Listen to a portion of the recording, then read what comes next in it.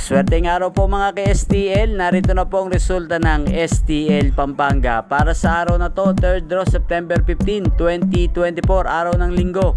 Naway ang mga natayan niyo pong mga numero kanina ay manalo nawa ngayong oras na to, 8 PM, kaya kunin niyo na po ang inyong mga tickets.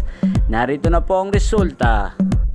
Para po sa STL Pampanga, 3rd draw result ang mga numerong nanalo, 13 at 14 in exact order sa lahat po ng nakataya kanina ng 13 at 14 para sa 3rd draw. Congrats po sa inyo.